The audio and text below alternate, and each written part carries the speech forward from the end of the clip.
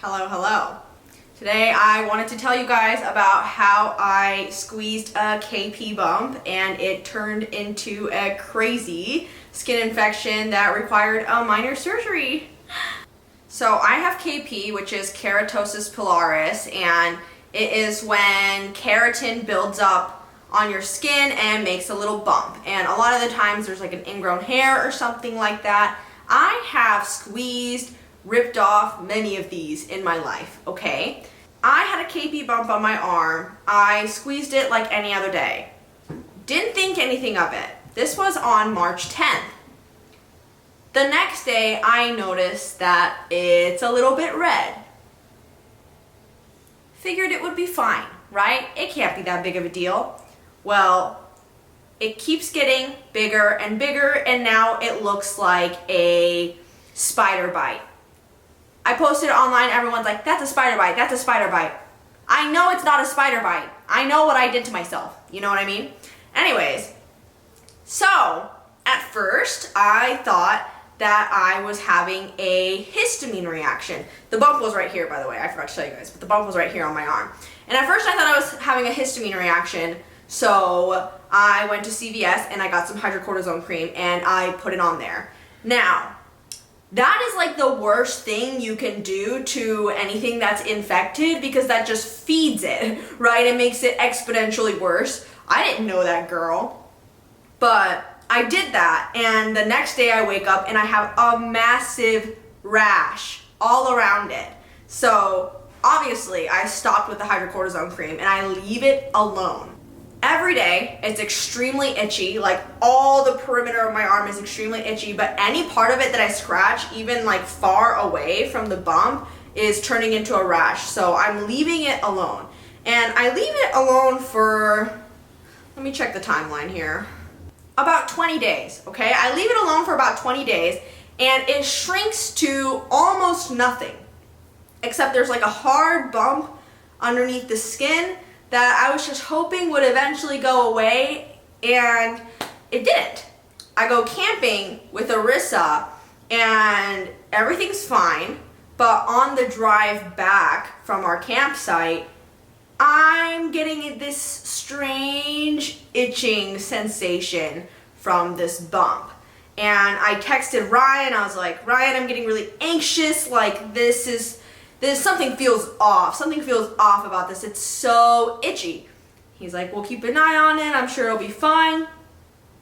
It wasn't fine. This is where things started to change very rapidly. I don't know what exactly I did to make it so much worse so quickly, but in the days following, I remind you, it was pretty much flat to nothing except a tiny little like hard ball under my skin, okay? And within 2 or 3 days, this thing had become like the size of a golf ball. And it was this huge bump, huge bump, like a cyst raised from my skin. And I waited a few days, before I went to the doctor because I'm uninsured, healthcare is expensive, and I was scared. I was really scared of what was to come. I was really hoping things would resolve itself, but it was causing me so much pain and discomfort. It just needed to happen. So I call around the urgent cares around in my area, and the quotes that I got for just a checkup was ranging anywhere from $90 to $400, which is insane. Healthcare should not be that variable for like the same kind of checkup, right? But I picked one that was like $125 or something, and I go to this urgent care, and the lady prescribes me antibiotics, and she tells me that I need to take these antibiotics 4 times a day, which is a lot. I've never taken antibiotics more than 3 times a day. 4 was kind of crazy, but I did that. I was given a week's worth of antibiotics, and she told me to do a warm compress every time I'm taking the antibiotics, and to come back to her if it starts draining. So I'm doing the warm compress, and about 2 days of doing the warm compresses, it starts leaking and it drains substantially. And at this point I was like, do I really need to go in? Do I really need to go in? Because it's draining on its own. I'm on antibiotics. Surely I'll be fine. Again, I wasn't fine. I didn't listen, right? And the reason why she couldn't drain it for me the first time I went in was because she said it was way too deep in my skin that she couldn't safely do it at the clinic. So she was like hoping the warm compress would raise it up. She didn't like explain that it needed to 100% be drained. She just said to come back. It's still my fault. I'm not blaming her, but you know, I didn't know that it was going to be necessary to cut and drain it, you know? So it's almost completely flat now, but it's just not getting any better, and I'm on the last few days of the antibiotics. So I bite the bullet and I go back to the clinic, and she looks at me and goes, I told you to come when it started draining. Why didn't you come? And I was like, I got scared. Like, I got scared. What are you talking about? Wouldn't you be scared? And ultimately, she said that it had gotten small enough for her to be able to cut and drain it for me. And because I didn't go to her right away, she had to extend how long I was taking the antibiotics for like another 3 days, so 10 days total. And at this point, my gut was in complete shambles. I was heartbroken at the fact that I had to take it for 3 more days, but we were gonna do it. And, you know, if you can't tell already, I'm an anxious queen, okay? I'm living on Google. I'm looking up all my stomach symptoms, and I'm deathly afraid of C. diff at this point. But I have Ryan with me at this doctor, and she has to insert a needle, like a syringe, into the bump to like fill it up with like the local anesthetic. And my God, oh my God, that was the most painful thing I had ever experienced in my life. And I've gone through a lot of things, but that was the worst. I'm telling you, that was the worst. I'm so glad Ryan was there. I could not have done it myself. I was so afraid. And she let me look at it after she filled it up with like the local anesthetic, and it looked like a spider egg about to burst. It looked like an alien life form growing out of my arm. It was so scary. And then she makes a little incision, drains it all out. I look at it, there's a hole in my arm. Horrifying. It wasn't big enough to need a, like they usually pack abscesses like that if it was big enough, but thank God it wasn't big enough for that. And she tells me to look at it, you know, oh, doesn't it look so much better? No, it's still horrifying. Now there's a bloody hole in my arm. Thanks. And, yeah, she was really sweet. The doctor was really sweet. She had a very motherly aura. She kept calling me sweetheart, and that made things a lot better. But for like, how long did I have a hole in my arm for? I had a gaping wound in my arm for a while, and this was like leading up to my Japan trip, so I was like praying to the Lords that my hole would close up before I ended up in Japan. But from April 14th to like April 25th, I had a hole in my arm, and I had to do gauze changes twice a day.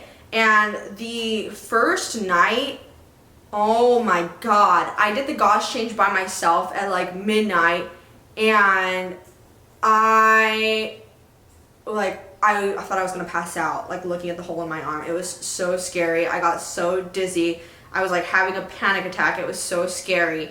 And I had Ryan take a picture of the first picture. We didn't get a picture for the first day because I did it by myself, but the second day he took a picture for me. I was so scared I couldn't even look at it. Like at that point I was like refusing to look at it because it was so disgusting and it made me feel dizzy, and like I just wanted to have my arm amputated at the point. I was like, I just get rid of the whole thing, just get rid of the whole thing, I don't want it. But yeah, so I'll show you guys the progression photos of like the days and how the hole got smaller, but truly it was so scary. So scary. I pray none of you ever have to go through it. But now I have this like scar. There's like a little dark spot on my arm still, and it's like a scar, and it still gets itchy sometimes, which is slightly concerning. I know like a large percentage of cellulitis, it was cellulitis by the way, I don't know if I forgot to mention that, but a large percentage of cellulitis becomes recurring.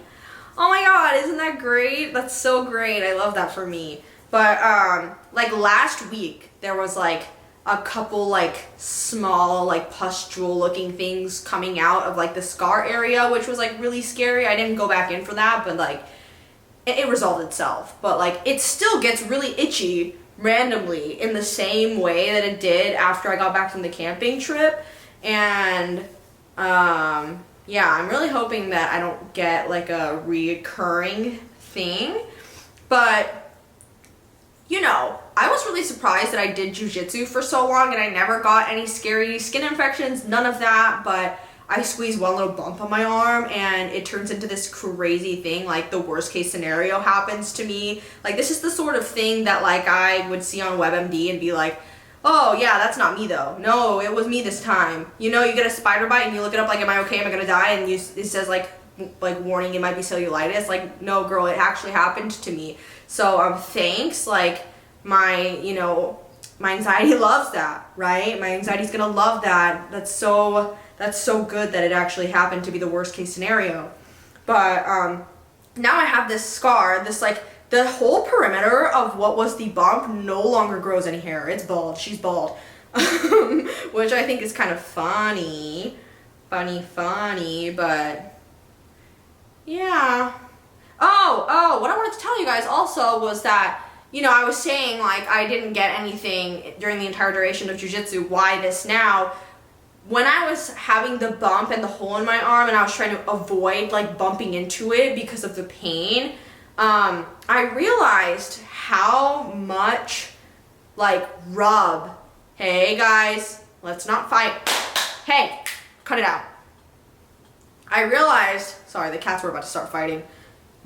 Please. Okay, sorry. Anyways, so I realized as I was trying to avoid rubbing the bump or bumping into the bump, that this spot specifically on like my dominant arm gets so much rub.